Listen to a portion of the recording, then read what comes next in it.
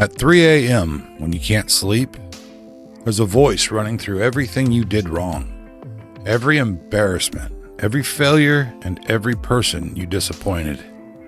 You know the one. Millions of people right now are searching for something called subconscious mind reprogramming. They want to silence that voice, override it, replace it with something better. And I get it. That voice is exhausting. But I've been studying this for years. The techniques, the promises, the entire industry built around fixing your mind. And something about it doesn't sit right with me. So I want to walk you through what I found. Not what the self-help channels tell you, what's actually underneath this whole idea. But I have to warn you, it gets uncomfortable. Before you try to reprogram your mind, there's a question nobody asks first. So let's start with the question that gets skipped. Can the subconscious mind actually be programmed? And the answer is yes. Very, very much yes. This isn't controversial. Advertisers have known this for a century. They spend billions figuring out how to bypass your conscious mind and plant desires directly into the part of you that doesn't filter, doesn't question, and doesn't say no. By the time you're 35, researchers estimate you've seen somewhere between 2 and 4 million advertisements, every one of them speaking directly to your subconscious. But it's not just ads. It's the things your parents told you before you could talk, the way your teacher looked at you in 3rd grade, the news clips your subconscious absorbed while you were half paying attention, the algorithm that learned your fears better than you know them yourself. The subconscious doesn't distinguish between a thought you choose and a thought that was placed there. It takes everything. Everything. So here's the first question. If it's that easy to program a craving for soda, something you can notice and resist, what else has been planted there? What beliefs are running your life that you never chose?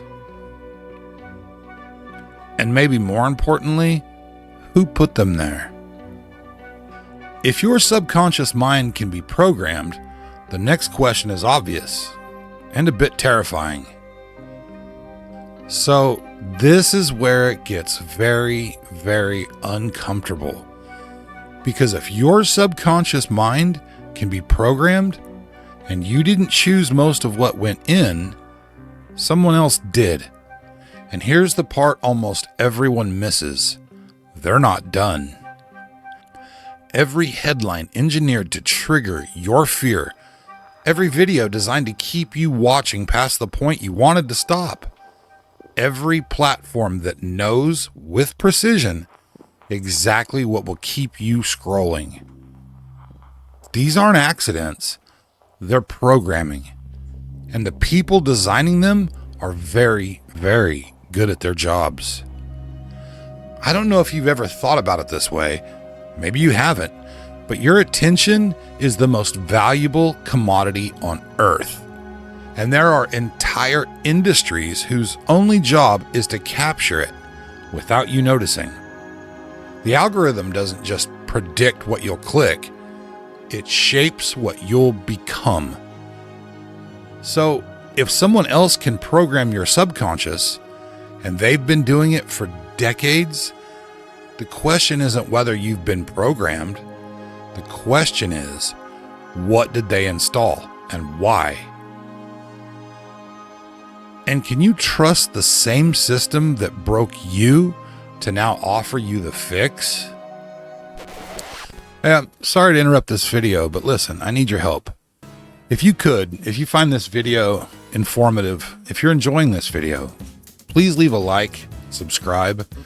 I'll tell you what, leave us a comment. I read each and every one of them. It really helps the algorithm push these videos out to more people. All right, back to the video. So let's say you decide to take control. You find the techniques, the affirmations, the sleep meditations, the reprogramming protocols. You sit down and you try to override the negative beliefs with positive ones. I am worthy. I am enough. I attract abundance. And here's where it falls apart. The tool you're using to reprogram your mind is your mind. The same mind that's already programmed. The same mind that absorbed 4 million advertisements. The same mind that learned its deepest beliefs from people and systems that never asked your permission. You're trying to debug a machine with software that's already corrupted. I thought about this a lot, and the more I think about it, the more troubling it gets. Because the newly programmed mind cannot question its own programming. And that's the trap. The moment you become absolutely certain you have finally found the truth, you stop looking for it. So here's the question that keeps me up at night. How do you know the new program isn't just another layer of the same deception? How do you know you're not just changing the station? The programmer's greatest trick was making you believe you were the programmer. The self-help industry has a business model, and you're it. And this is where I have to say something that's going to annoy a lot of people. The industry that diagnosed you as broken is the same industry selling you the cure. Think about that. Really, really think about it. They told you your subconscious is filled with negative programming. They told you it's holding you back. They told you you're not enough. And then, in the very next breath, they said, but here's what you can buy to fix it. That's not healing. That's a business model. And I'm not saying every teacher, every author, every coach is operating in bad faith. I don't know their hearts. Maybe they genuinely believe what they're selling. But the structure itself, the machine, doesn't care about your freedom. It cares about your attention, your subscription, your next purchase. And the most thoroughly programmed person in the room is the one who believes they've already escaped the programming. Because that belief, that certainty, that's the lock. So here's the question I had to ask myself. What if the desire to reprogram your subconscious is itself the programming? What if the thing telling you that you're broken, that you need fixing, what if that voice was planted too? So after months and months of studying this, I found something I wasn't expecting. There's an ancient text, roughly 2,000 years old, that describes a completely different approach to changing the mind. And it's not what the self-help industry is selling. Romans 12:2. Do not be conformed to this world, but be transformed by the renewal of your mind. Now stay with me, because this word, transformed, in the original Greek, it's metamorphosis, same root. Not a surface change, not swapping one tape for another, not positive thinking layered on top of negative thinking. A complete structural transformation from the inside.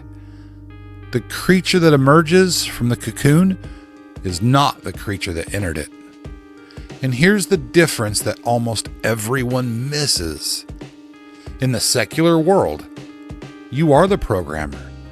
You decide what's true.